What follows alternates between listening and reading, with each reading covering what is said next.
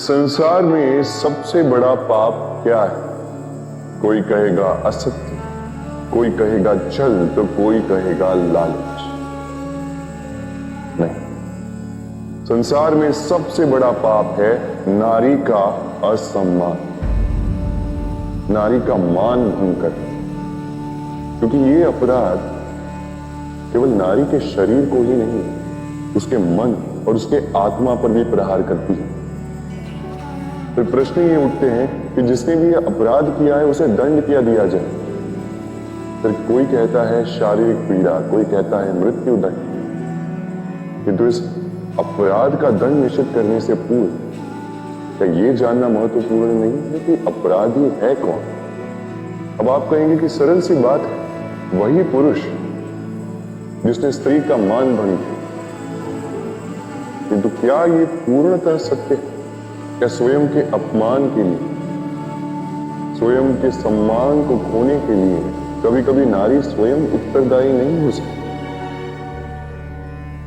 सोच के देखिए, सम्मान खोने से बचने के लिए पहले सम्मान की सीमा पर दृष्टि रखना आवश्यक है। रावण सीता का हरण इसलिए कर पाया क्योंकि सीता ने भोलेपन के कारण रावण का उस सीमा को लांघना सरल कर दिया। किंतु अशोक वाटिका में उसी सीता को रावण स्पर्श तक नहीं कर पाया क्योंकि उसने रावण और उसके मध्य में तिनके की एक छोटी सी दीवार बना दी।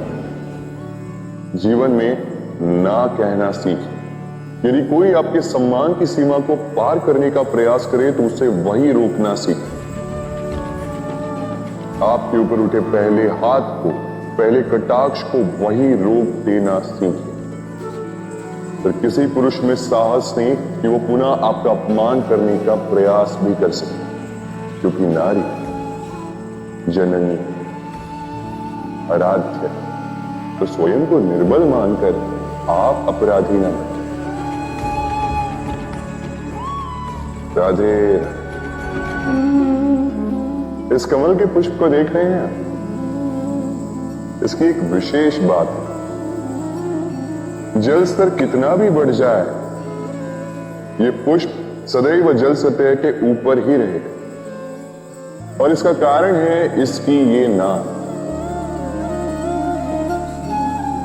जैसे जैसे जल स्तर बढ़ता है वैसे वैसे ये नाल भी बढ़ती है और इस पुष्प को जल सतह के ऊपर रखती है। किंतु जब जल स्तर घटता है ये नाल घट नहीं पाती और फिर स्वयं के साथ ही इस पुष्प का भी विनाश कर देती। मनुष्य के साथ भी यही होता है। जैसे जैसे मनुष्य समृद्ध होता जाता है वैसे वैसे उसका जीवन स्तर बढ़ता जाता है, उसकी अपेक्षाएं, उसकी आवश्यकताएं बढ़ती जाती। किंतु जब संपन्नता घटने लगी उसकी आवश्यकताएं कम नहीं हो पाती और फिर इसी कमल की भांति मनुष्य भी टूट जाता है। तो फिर क्या करें? क्या किया जाए इस परिस्थिति में? जीवन स्तर बढ़ाना छोड़ दें? कदापि। किंतु जीवन स्तर बढ़ाने के साथ साथ ही अपनी आत्मशक्ति को सुदृढ़ करें। संकट का समय आने पर आप अपना जीवन कैसे व्यतीत करेंगे इसका अभ्यास करें, क्योंकि जीवन स्तर और जल स्तर तो घटते बढ़ते रहेंगे। ये आप पर निर्भर करता है कि आप इन दोनों के बीच का तालमेल कैसे सुनिश्चित करते हैं। राधे राधे। इस हीरे को देख रहे हैं आप? लाखों करोड़ों वर्षों तक धरती के गर्भ में रहने के पश्चात ये इतना कठोर बनता है, किंतु जब खान से निकाला जाता है कोयले की ही भांति होता है। श्वेत, कठोर, निस्तेज।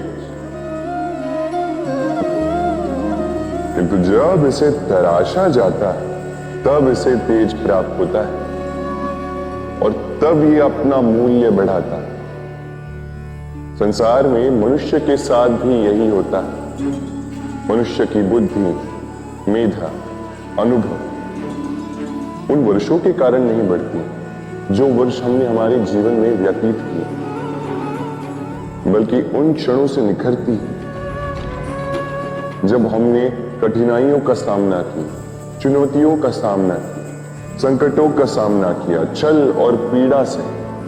इसलिए यदि आपके जीवन में आपके सामने संकट आए, चुनौतियां आए, पीड़ा आए, तो उसे भयभीत मत होइएगा, उसका स्वागत कीजिए, क्योंकि यही परिस्थितियां आपको वो अनुभव देगी जो आपको प्रबुद्ध करेगी।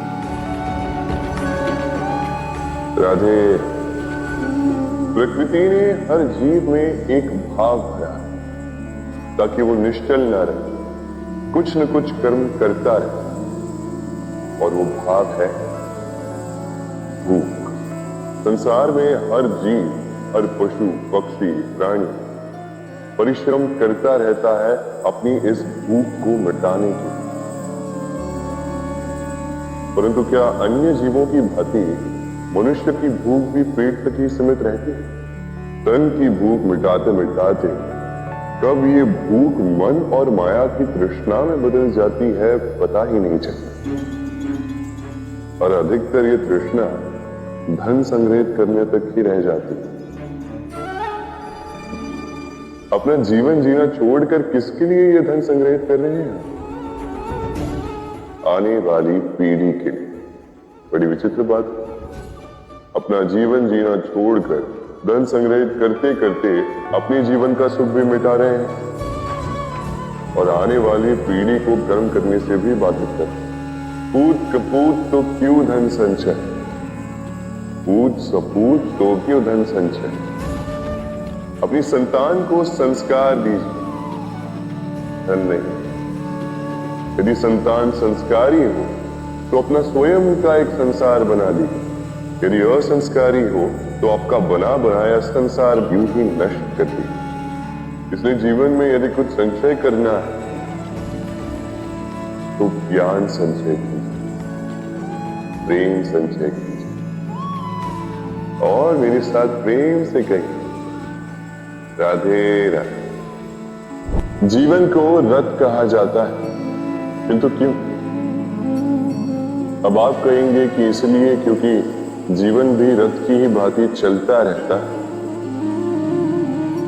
किंतु कभी आपने इस रथ को समझने का प्रयास किया? रथ में आगे अश्व होते हैं और पीछे पहिए। ये अश्व आपके कर्म और ये पहिए कर्मफल। ये अश्व जहां जाते हैं, ये पहिए उसी के पीछे पीछे आते हैं। यदि आपके अश्व यानी आपके कर्म शुभ सरल मार्ग पर चले तो आपकी यात्रा आनंदमयी होगी। यदि दुष्कर्म के बुरे पथ पर चले तो आपकी यात्रा गड्ढों और झटकों से युक्त होगी।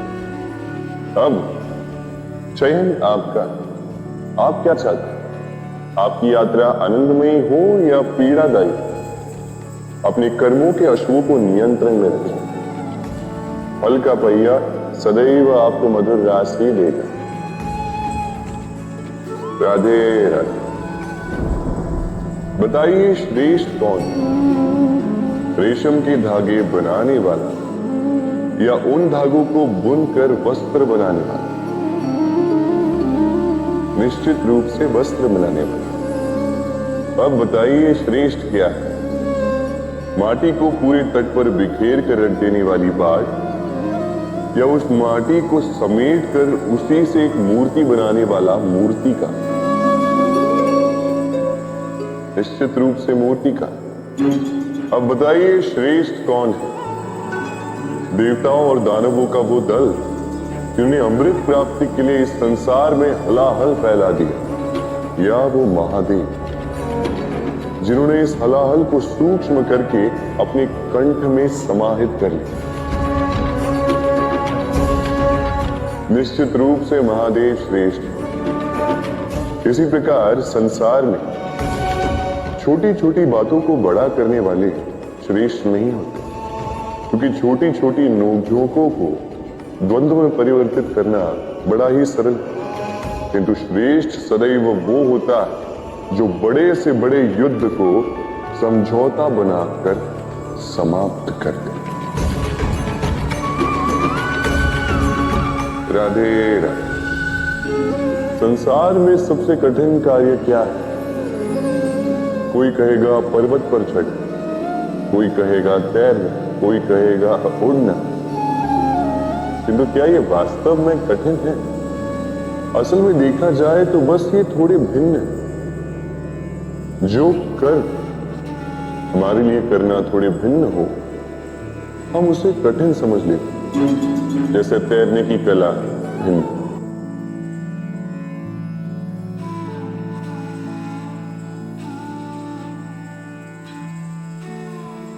बड़े ही परिश्रम से इसे बनाती, अपने शरीर के रस से इसे बुनती।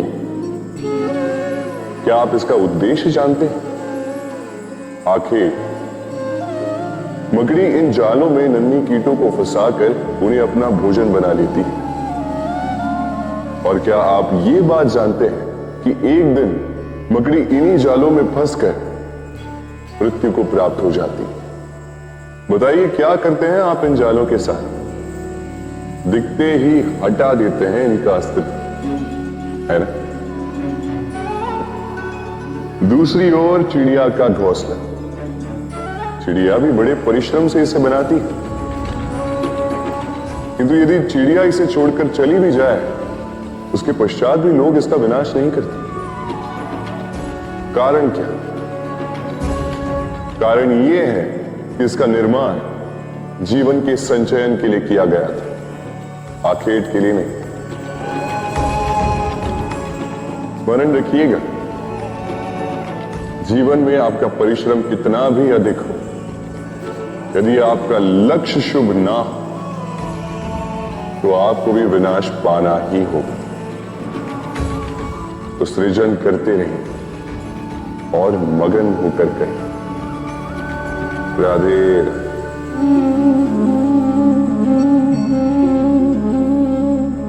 आपके विचार से मैं क्या कर रहा हूं? आप कहेंगे मैं दीपक जला रहा हूं। सही, किंतु प्रश्न ये उठता है कि क्या मैंने आपसे कहा कि ये दीपक है? नहीं।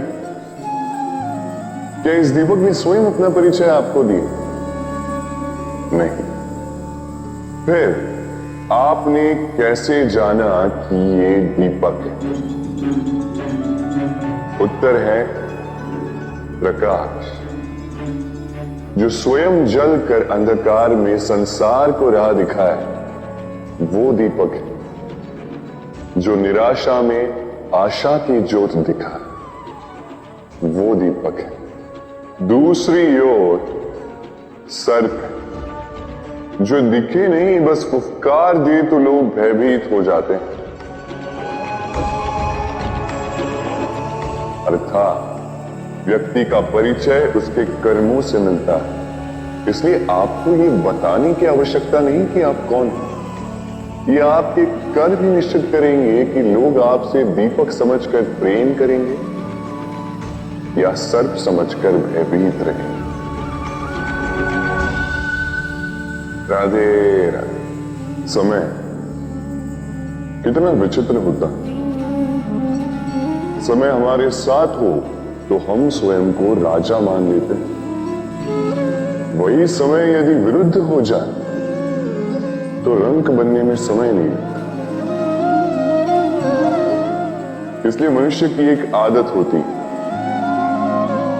बुरे समय के लिए कुछ बचा कर रखता। संबंधी, मित्र बुरे समय में साथ छोड़ देते।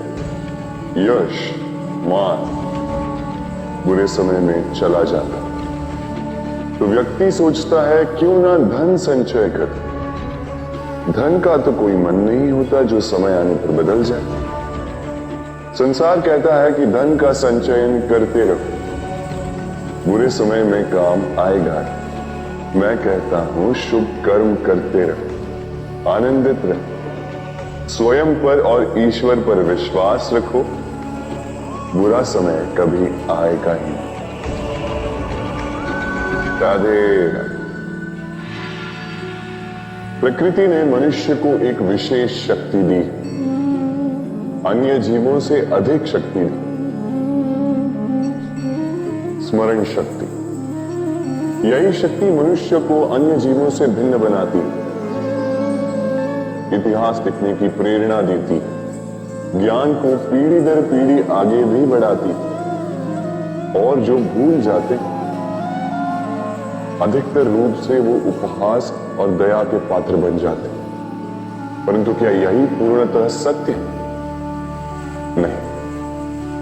यही स्मरण शक्ति मनुष्य के विकास में सबसे बड़ी बाधा भी बन जाती, उसके चित्त को दूषित कर देती। बुरे अनुभव, किसी का दिया गया धोखा, किसी का किया गया कटाक्ष मनुष्य भुला नहीं पाता और फिर लग जाता है प्रतिकार।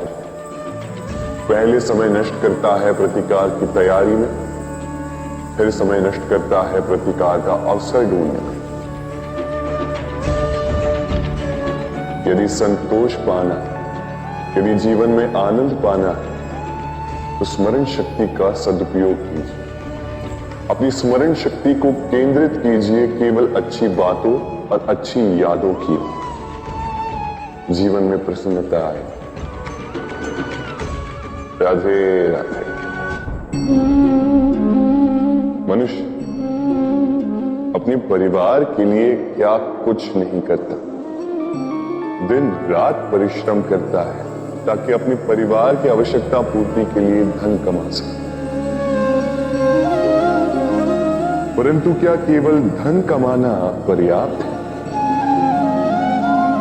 आप कहेंगे हाँ, क्यों नहीं? धन से सब कुछ मिलता है, विद्या मिलती है, घर मिलता है, औषधि मिलती है, क्या कुछ नहीं मिलता। ये सब एक सीमा तक ठीक है, किंतु तनिक मन से सोच के देखिए, जब बालक रोगी होता तो वो उस कड़वी औषधि को क्यों पी लेता? इसलिए क्योंकि उसके पिता ने उस औषधि को धन से खरीदा? नहीं, बल्कि इसलिए क्योंकि उसके सामने खड़ा उसका पिता, उसे उन पर विश्वास है। विश्वास है कि वो उसे कुछ नहीं होने देगा। ये विश्वास, ये संस्कार, ये सीख कभी धन से नहीं मिलती। ये मिलती है उस समय से जो माता पिता ने अपने संतान के साथ बिताया।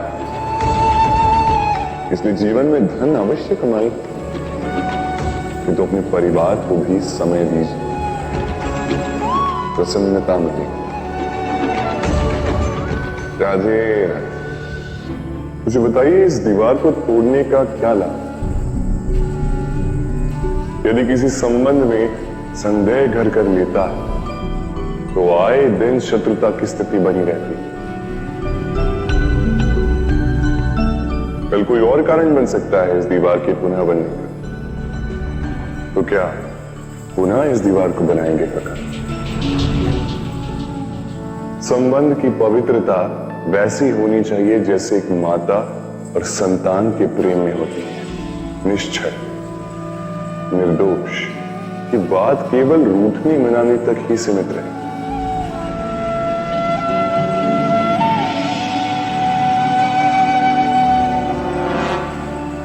और कोई भी घुसपैठिया आकर भावों को दूषित न कर पाए। ना कोई वस्तु, ना कोई परिस्थिति, ना कोई व्यक्ति, कोई उन्हें अलग न कर पाएगा। सोचिए, यदि ये दीवार पुनः बननी है तो इसे तोड़ा ही क्यों जाए? यदि मन में एक अटूट संबंध स्थापित करने का दृढ़ निश्चय ही ना हो तो क्यों तोड़े इस दीवार को? बताइए, है विश्वास, है अटूट विश्वास कि ये संबंध कभी ना टूटेगा? यदि है तो तोड़ दीजिए। संसार में पति पत्नी का संबंध सबसे बड़ा संबंध माना जाता है और है भी। सप्तपदी लेकर 7 जन्मों तक दोनों एक दूसरे के साथ जुड़ जाते हैं, एक दूसरे के अर्धांग बन जाते हैं। अर्धांग अर्थात अर्ध अंग। क्या इसका महत्व आप समझ पा रहे हैं? अपना समस्त जीवन किसी के साथ बांटना। किंतु क्या संसार के सारे पति पत्नी एक दूसरे के साथ अपना समस्त जीवन बांट सकते हैं? क्या इसमें सभी सक्षम रह पाए हैं?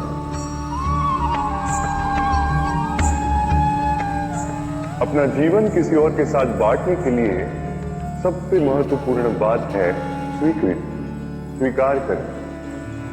सामने वाले व्यक्ति को स्वीकार करें, उसकी अच्छाइयां भी, उसकी बुराइयां भी।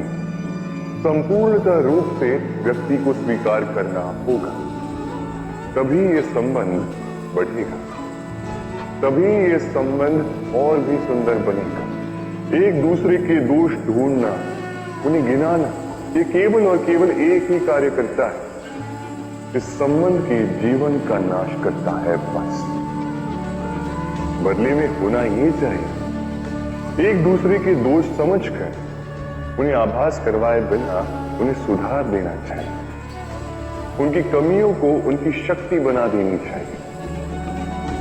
यही तो होता है दाम्पत्य, यही होता है बुराइयों का दमन, और यही होता है गुणों का उदय। राधे राधे।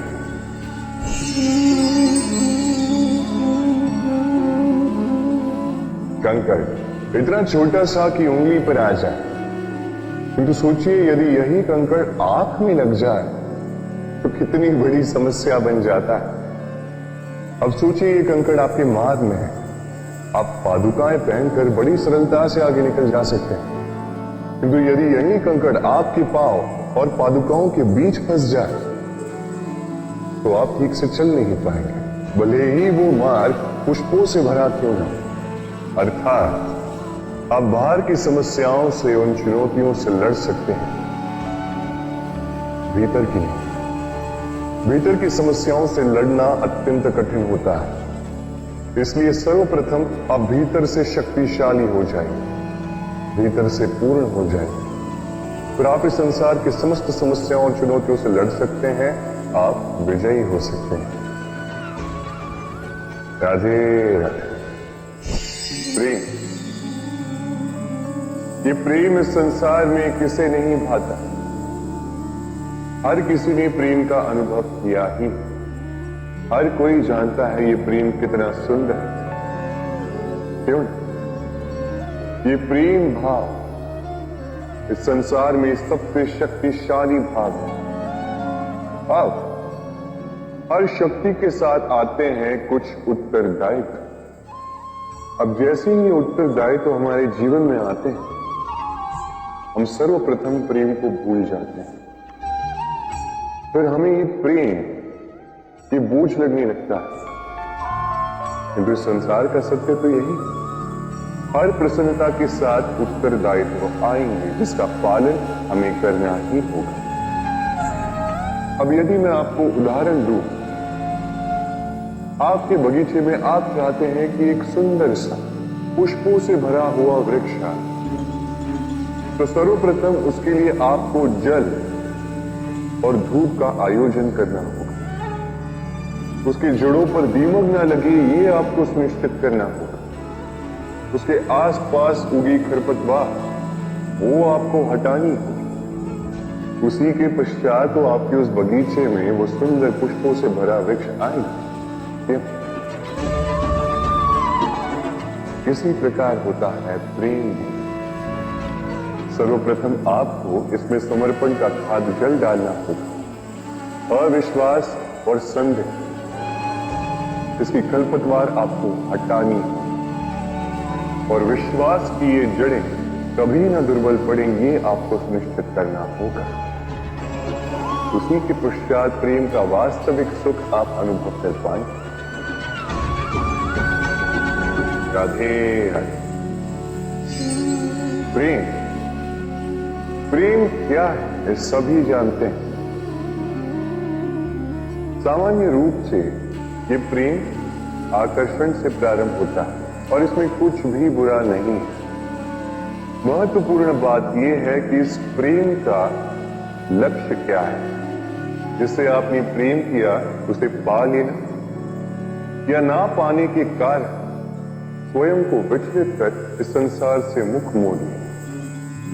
यदि कोई इन दोनों विकल्पों में से कोई एक चुनता है तो आपको बता दूं, ये दोनों ही प्रेम का अंत है। प्रेम का असली अर्थ है समर्पण, संपूर्ण निस्वार्थ समर्पण। ऐसा प्रेम जिसमें जिनसे आपने प्रेम किया उसको पाने की प्रसन्नता आपका लक्ष्य नहीं, जिनसे आपने प्रेम किया उसे प्रसन्न करना आपका लक्ष्य। ये प्रेम ईश्वर है, किंतु यदि इस प्रेम में पूर्णतः समर्पित नहीं होंगे तो इस प्रेम में एक आकार नहीं हो पाओगे। किंतु यदि इस प्रेम में स्वयं को पूर्णतः समर्पित कर दिए तो समझो इसी प्रेम में आप ईश्वर पाओगे। राधे राधे। सम्मान, संबंध दोनों एक दूसरे के साथ ऐसे जुड़े हैं जैसे दीपक और बाती। ना कोई कम है ना कोई अधिक, दोनों का अधिकार समान होना चाहिए। जैसे पति पत्नी का संबंध। अब इसमें पति का अर्थ स्वामी नहीं, साथी। उसका कर्तव्य है साथ देना, आदेश देना नहीं। और ये संबंध सहकार से बनता है, अधिकार से नहीं। हाथ बढ़ाने से बढ़ता है, उंगली उठाने से नहीं। यदि इस संबंध में एक दूसरे का मान रखोगे, एक दूसरे का सम्मान करोगे, तभी ये संबंध बढ़ेगा, तभी ये संबंध अभिमान योग्य बनेगा। राधे राधे। सूर्य की किरणें कितनी दिव्य होती हैं, प्रतीत ही नहीं होता कि ये सूर्य रात्र भर अंधकार से जूझ रहा है। ये सूर्य प्रतिदिन उदित होता है, ये भुलाकर कि पिछली सांझ में ये डूब गया था, फिर से उदित होता है, सारे संसार को प्रकाश देता है। यही अंतर है हम में और सूर्य में। सूर्य बीती को बिसार कर आगे बढ़ता है, हम प्रतिदिन भोर में उठते हैं, वही पुरानी बातों को साथ लेकर चलते हैं, उसी कड़वाहट में स्वयं को लपेट लेते हैं। अब यही बीती बातों की श्रृंखला हमें जीवन में आगे बढ़ने ही नहीं देती। देखिए, यही जीवन है। भूल सबसे होती है, अपयश सबको मिलता है, सबकी यात्रा में असफलता लिखी है, सभी बुरे दिन देखते हैं। किंतु इन सारी बातों को भुलाकर जब जीवन में आगे बढ़ोगे, तभी तो इस संसार में, इस आकाश में सूर्य बनकर चमकोगे, तभी तो इस संसार को प्रकाश दोगे। इसलिए प्रतिदिन जागिए, एक नए जन्म के साथ, एक नए उत्साह के साथ, एक नए लक्ष्य के साथ। क्योंकि ये बीती बातें आपको पीड़ा देने के लिए नहीं, केवल शिक्षा देने के लिए होती है। राधे राधे। नवरात्रि का पर्व आरंभ हो चुका है और ये पर्व अत्यंत भव्य है, क्योंकि ये पर्व जगत माता से जुड़ा। मां कितना छोटा सा शब्द है, किंतु ठीक से देखो तो समस्त संसार इसी शब्द में समा। मां जो अपनी संतान के लिए हर संभव प्रयास करती, कुछ भी करने के लिए सज्ज रहती। मां जिसका सबसे बड़ा गुण निश्चलता, मन में ना कोई पूर्वाग्रह, ना कोई भेदभाव, ना कोई छल कपट, और इतनी भोली होती है। संतान भले ही झूठा रोध, मां को लगता है कि कदाचित वास्तव में भूख लगी होगी। मां चाहे जन्म देने वाली हो, चाहे पालने वाली, स्वयं ये स्वर्ग हमें मां के चरणों के नीचे ही प्राप्त होता है। इसी मां को हमारा शत शत प्रणाम। राधे। सहनशीलता मां का दूसरा सबसे बड़ा गुण। कहते हैं कि धरती से अधिक सहनशील और कोई नहीं। उसे खोदने के पश्चात भी धरती हमें फसल देती, किंतु मां, ये मां धरती से कम सहनशील नहीं। कनिक सोचिए, 9 माह तक संतान को अपनी कोख में रखना, क्या ये सहनशीलता कोई पुरुष दिखा सकता? क्या ये सहनशीलता कोई पिता दिखा सकता? स्त्री में शील भले, सहनशीलता की परिभाषा उसे मां बनने के पश्चात प्राप्त होती। स्वयं का अस्तित्व भुलाकर संतान का अस्तित्व बनाती है। शिशु की लात खाकर भी आनंद से उसे दूध पिलाती है। ये होती है मां। और इसी मां जननी को हमारा शत शत प्रणाम। राधे। मां का एक और सबसे महान गुण, स्वयं को ढालने की अद्भुत शक्ति। जिस प्रकार एक मां स्वयं को ढाल सकती है और कोई नहीं कर सकता। मां एक महानदी की भांति, जिसकी ऊर्जा असीमित है किंतु अहंकार बिल्कुल नहीं।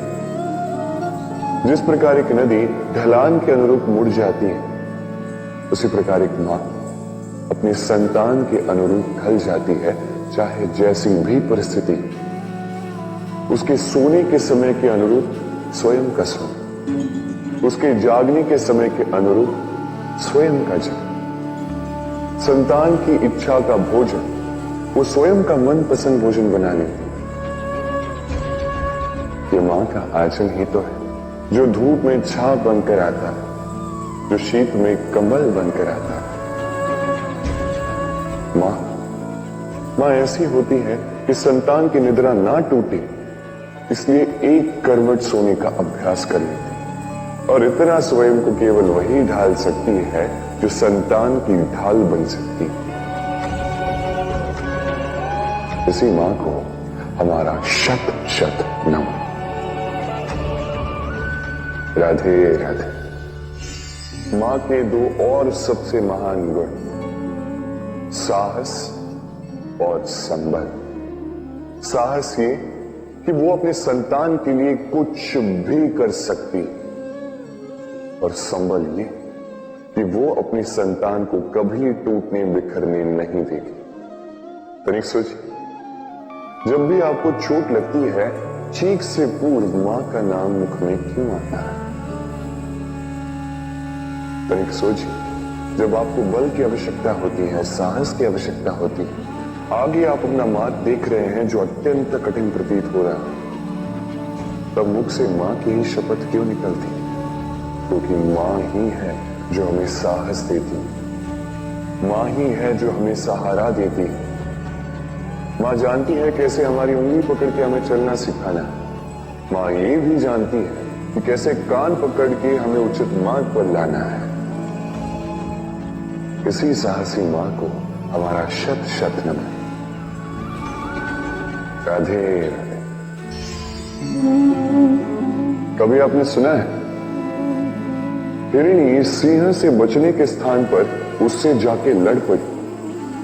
हिरणी ने सिंह पर आक्रमण कर दिया। कभी सुना है? कभी नहीं। किंतु ऐसा हो सकता है, ऐसा होता भी है। और ये होता तब है जब हिरणी के शावक संकट में हो, जब उन्हें सिंह से प्राणों का संकट हो, तब हिरणी भी आके सिंह से लड़ पड़ती है, उसे भिड़ पड़ती है, क्योंकि वो मां है और मां अपनी संतान के लिए कुछ भी कर सकती है। ये ममता है, ये जितनी कोमल हो सकती है उतनी ही कठोर भी हो सकती है।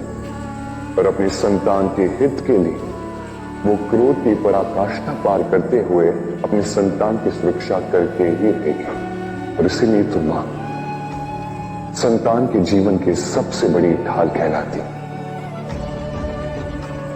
इसी मां को हमारा शत शत नमन। राधे राधे। करुणा, करुणा वो भाव है जिससे संसार के सारे भाव जन्म लेते हैं, और ये समस्त संसार ये मां से जन्म लेता है। मां वो व्यक्ति है जो करुणा का सागर है। संतान को देखकर ही समझ जाती है कि उसकी विडंबना क्या है, उसकी आवश्यकता क्या है। संतान के नेत्रों में यदि अश्रु दिखे, वो देखकर ही समझ जाती है कि उसके शरीर के कौन से भाग में उसे चोट लगी है। संतान के बिना कहे मां समझ जाती है कि आज भोजन में संतान क्या खाएगी। ये होती है मां करुणा का सबसे बड़ा रूप है। और आज के युग में मनुष्य जो है, थोड़ा भी आगे क्यों ना निकल जाए, मां को तो पीछे ही छोड़ देता, मां को भूल ही जाता है। ये भूल आप कभी ना करें, कभी ना करें, क्योंकि मां वो करुणा है। तो यदि आपके जीवन से चली गई, उसके पश्चात आप जीवन अवश्य जिएंगे, किंतु कभी जीवन जी नहीं पाएंगे। उसके पश्चात आपके जीवन से आपका ये मूल्य, आपके जीवन से करुणा का ये भाव, ये भी आप खो दोगे। आपकी मां सबसे अधिक महत्वपूर्ण है। यदि मां को खो दिया तो समझ लीजिए सब कुछ खो दिया। इसलिए मां को सदैव स्मरण रखिए, सदैव उसे प्रेम कीजिए और मेरे साथ कहें राधे राधे। आज विजयदशमी, वो दिन है जब श्री राम ने रावण का वध, वो दिन जब श्री राम ने लंका पर विजय प्राप्त। लोग कहते हैं कि अच्छाई की बुराई पर विजय का प्रतीक है। इसे देखने का एक और रूप भी है। जी हां, ये प्रेम के विजय का भी प्रतीक है, ये परिवार के विजय का भी प्रतीक है। आपको तो ज्ञात होगा ही कि रावण महाज्ञानी था, महाशक्तिशाली था, महादेव का परम भक्त था रावण। अब जो व्यक्ति कैलाश पर्वत उठा सकता था, वो व्यक्ति स्वयं एक कटे हुए वृक्ष की भांति श्री राम के चरणों में गिरा। क्यों? क्योंकि राम के साथ लक्ष्मण, वही रावण के साथ विभीषण भी नहीं। एक और परिवार में बढ़ता प्रेम था, तो दूसरी ओर परिवार में बढ़ती तरह।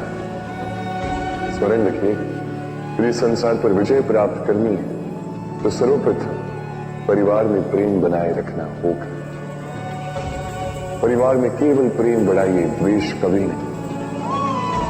आप सदैव सुखी रहें और जीवन की हर बाधा पर आप विजय प्राप्त करें। राधे राधे। देखिए, कल जो आने वाला है उसके लिए आज को व्यर्थ करना अनुचित है। हमें इस प्रकृति से यही सोच, यही सीख पानी चाहिए। आज का ये क्षण ये कल नहीं आए, और कल जो क्षण आने वाला है वो आज को किसी भी प्रकार से प्रभावित नहीं करता। बस इसी सीख को ध्यान में रखते हुए आप सभी निश्चिंत रहिए। जीवन क्या है ये जीवन? हम जन्म लेते हैं, बड़े होते हैं, हमारे माँ बाप हमें पालते हैं, फिर उनके धन से हमारा बालपन बीतता है, फिर हम बड़े होते हैं, हम विवाह कर लेते हैं, हमारी संतानें होती हैं, हम उनको पालते हैं, फिर हम वृद्ध हो जाते हैं और एक दिन इस संसार से चले जाते हैं। क्या यही जीवन? आता होगा ये प्रश्न मन में कई बार, है ना? अब तनिक जल की यात्रा देखिए। सागर से भाप बनकर उठता है, मेघ बनकर बरसता है, फिर नदी बनकर पुनः सागर में समावेश करता है। तो कभी ये प्रश्न नहीं करता कि उसका जीवन क्या है, उसका उद्देश्य क्या है। हर भाव जीता और दूसरों के लिए जितना बन सके देता जाता। जब सागर में होता तो असंख्य जल जीवों को जीवन देता। जब सागर से भाप बनकर मेघ बनता है तो किसानों को आशा देता है कि फसल पुनः उपजेगी। जब वर्षा बनकर बरसता है तो इस सूखी प्यासी धरा को सींचता है और जब नदी में होता है तो किनारों पर वनस्पतियों को जन्म देता है। तो सोचिए, क्या जल कभी ये सोचता होगा कि उसका जीवन क्या है, उसके जीवन का उद्देश्य क्या है? नहीं, वो बस अपना धर्म करता जाता और जितना हो सके सबको आनंद देता जाता। इसलिए जीवन में कभी ये प्रश्न मत कीजिएगा कि ये जीवन क्या है, इस जीवन का उद्देश्य क्या है। बस इस जीवन को जी और जितना हो सके उतना सबको आनंद दे। मन प्रसन्न होकर बोलेगा राधे राधे। कभी वर्षा के कारण बने कीचड़ से होकर आप अपने घर गए? पादुका पहनने के कारण आप उस कीचड़ से तो बच जाते, किंतु इन पादुकाओं द्वारा उड़ने वाली कीचड़ की बूंदें आपके वस्त्रों को मैला कर ही देती। किंतु फिर भी उन बूंदों से आपके वस्त्र मैले हो जाएंगे, इस कारण से आप पादुका पहनना तो नहीं छोड़ते। इसी प्रकार जीवन में कुछ ऐसे लोग भी आते हैं पादुका की भांति, जो आपको कीचड़ से तो बचा लेते हैं, किंतु वस्त्र रूपी आपके मन पर शंका के दाग लगा ही जाते हैं। इन लोगों के कारण से मन को खिन्न करने की आवश्यकता नहीं। आवश्यक है ये सोचना कि आपको आपके पांव कीचड़ से बचाने या आपके वस्त्र। जीवन में गंभीर होना अच्छी बात है, किंतु हर बात को यदि गंभीरता से लेने लगोगे तो जीवन का आनंद समाप्त हो जाए। ये संसार अनित्य है, यहां पे ऐसा कुछ भी नहीं जो सदा के लिए जीवित रहेगा। तो जब तक ये जीवन है, संतोष और आनंद से जी। स्वयं पर छिटकने वाले कीचड़ पर ध्यान ना दें, बस आनंद बांटते रहे। मन प्रसन्न होकर बोले राधे। व्यक्ति को जब अपने प्रेम को खो देने का भय होता है तो वो अपने प्रेम को इतने कस के पकड़ कर रखता है कि प्रेम को ही पीड़ा होने लगती है। प्रेम पा तो लेता है, किंतु उसे कैसे सहेजना है ये जब उसे नहीं समझ आता तब वो उस प्रेम पर स्वामित्व पाने का प्रयास करता है और यही जन्म लेती है असुरक्षा की ये भाव, ईर्ष्या। जब एक लंबे वियोग के पश्चात दो प्रेम एक दूसरे से पुनः मिलते हैं तो सबसे पहला भाव जो उनके मन में आता है वो ये कि कैसे एक क्षण के लिए भी अपने प्रेमी को स्वयं से दूर न जाने दें, कैसे अपने जीवन का एक एक क्षण अपने प्रेमी के साथ बिताएं। प्रयास ये रहता है दाऊद, इन दो प्रेमियों के मध्य में कोई भी ना आए, और जब ये नहीं हो पाता तब जागती है ईर्ष्या, परीक्षा। एक ऐसी व्यवस्था जिससे मुझे, आपको, सबको कहीं ना कहीं दो चार होना ही पड़ता है। स्मरण कीजिए अपना बालपन। आप परीक्षा देने बैठे हैं। अब कुछ बालक ऐसे होते हैं जो वर्ष भर परिश्रम करते हैं, पढ़ते हैं, मन से परीक्षा देते हैं। कुछ बालक ऐसे होते हैं जो अपने आसपास बैठे बालकों की नकल करते हैं और परीक्षा में उत्तीर्ण भी हो जाते हैं। बुरा लगता है ये सोचकर कि कोई बिना किसी परिश्रम के परीक्षा में उत्तीर्ण कैसे हो सकता है, किंतु स्मरण रखिएगा जो नकल करते हैं वो परीक्षा में उत्तीर्ण हो सकते हैं, सफल नहीं, क्योंकि वो नकल करते हैं बिना